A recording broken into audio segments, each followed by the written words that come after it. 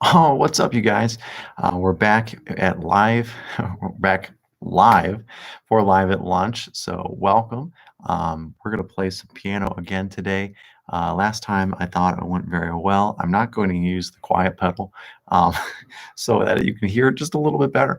Then we're going to talk about a few things, some happenings about what's been going on YouTube and several other things going on. I just noticed my hair is like kind of sticking out in a weird spot, but that's what happens when you go live. All right, so we'll just worship for a few minutes, and then we'll talk, and then hopefully you're eating lunch or just relaxing wherever you are. Doesn't matter. God's on the throne. Just kind of think about all the things that have been going on, laying them on the throne of grace, allowing God to take control, opening your hands, and just releasing and making room for Jesus.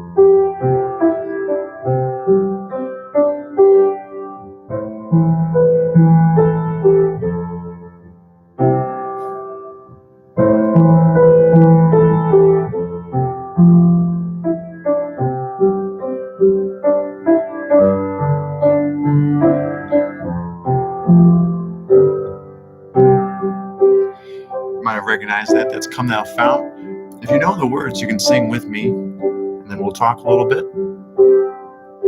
Oh, come thou fount of every blessing, to my heart to sing thy grace. Streams of mercy never cease, and call for songs of loudest praise. Will teach me some melodious song, sung by flaming tongues above.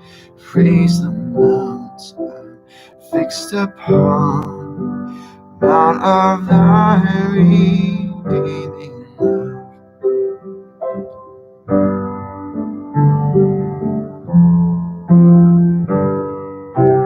The last part, I think, is a third verse of that song. It says, "Here's my heart, Lord, take and seal it for thy courts above." We're to end with that. Here's my heart, Lord, take and seal it for thy courts above. One more time. Here's my heart, Lord, take and seal it for thy courts above.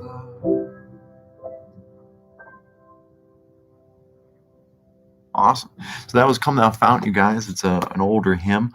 And I know my church still sings it. I hope your church still does too. I think there's still a place for hymns, and I think there's still a place for modern hymns and contemporary Christian music, I guess, or songs like from Hillsong and Bethel and Jesus Culture, that sort of thing. Elevation. Can't leave Elevation out.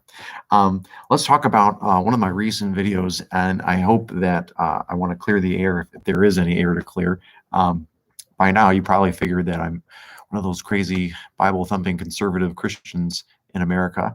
I don't feel like that's a good stereotype. Obviously, it's not something I want to be called. I've been called many things, obviously, before, but I don't necessarily, and I gotta be careful with what I say, I don't necessarily call myself just a conservative. I call myself a Christian first, and that's why my name on my channel is Music Man for Christ. But one of the most recent videos I did was called Hail to the Thief.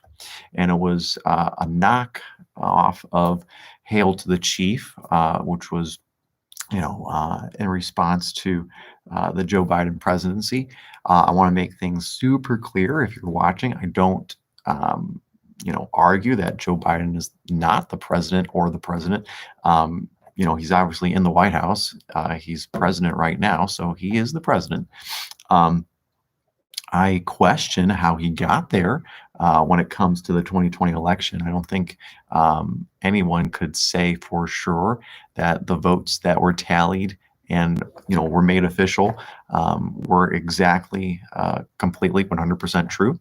But I hope that since Joe Biden is in the office of the White House, that he won fair and square. And that's we'll leave it at that. I hope that he won fair and square. And if he did, and if he didn't, doesn't matter. Regardless, we need to pray for him as believers. I'm talking to my Christian friends now. We really need to just pray for him. And we can obviously, yes, raise our voice and talk about some of the things that have gone wrong, or criticize the president. But if we didn't do that with Trump and we're just doing that with Biden only, that's wrong. Trump was not 100% peachy keen either.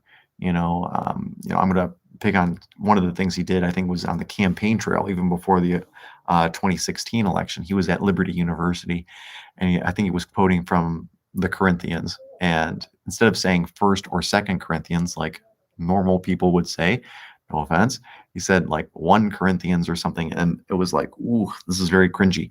So I don't appreciate people, regardless if they're Democrats or Republicans, trying to affiliate themselves with the Christian faith in a completely wrong way. Just a few days ago, I think was the New York Times saying like, the president, Joe Biden, is, the most religious president in the past 50 years. I completely disagree with that. Completely disagree. Now, if it's kind of funny how time has flown. You have JFK, who was a Catholic. I think he was the last Catholic president before now Joe Biden again, which is it's kind of strange. Catholics make up a lot of the religious population in America. So it's just strange that we've had that. Now I'm just thinking about history now, and I apologize if I'm saying that wrong. Maybe LBJ was Catholic, and I just can't remember. I know for sure George W. Bush is Presbyterian. Bill Clinton, I'm not sure of. Barack Obama, he claimed he was Christian, and who knows? No one really knows except the Lord. So our job, to wrap this up, as believers, is to pray for the president. Can we make fun of what's going on in current events? Absolutely. I think that we need to do that, and we need to be a little lighthearted. But do we need to go as far as demean the person? No. If the president has a condition, I think someone said like he had a stuttering issue with, in the past or whatever. I am definitely not going to make fun of that. That's something that, I know several people in my life deal with also. So I can't make fun of that. That's something that is untouchable. But if he is deliberately going against, the Christian faith, or if he's going against American values in general, then it's up for grabs. Absolutely. If there's a person, it was Kathy Lee Gifford or something, had I think it was either Time magazine or Life magazine. I can't remember, one of the major magazine publications. She had a decapitated head of Donald Trump. Obviously, it wasn't really Donald Trump's head, but it was just a mock mask or something, and it was all bloody and stuff like that. Obviously we can't stoop that low. We shouldn't. That's not good either. But we need to be able to laugh, and we need to be able to talk about current events in civil manner.